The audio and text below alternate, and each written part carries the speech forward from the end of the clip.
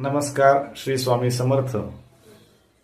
दिनांक 14 मे 2025 या दिवशी म्हणजेच बुधवारी रात्री 10:56 गुरु ग्रहाचा मिथुन राशीत प्रवेश होणार आहे.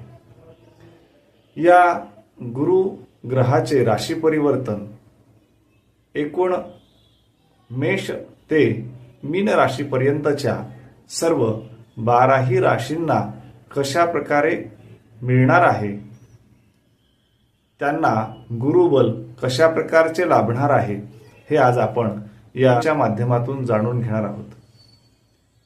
गुरु हा मिथुन राशीत असता राशीचक्रातील पहिली राशी म्हणजेच मेष राशीला कशा प्रकारे फलदायी होणार आहे हे आपण बघणार आहोत.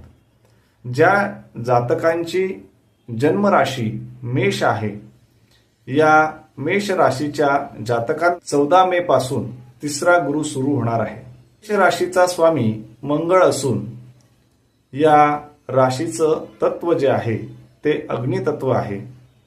या मेष राशीला गुरु या ग्रहाचं राशी परिवर्तन लोहपादाने येत असल्याने मेष राशीच्या लोकांना या गुरुग्रहाचं राशी परिवर्तन थोडंसं क्लेशदायक ठरणार आहे.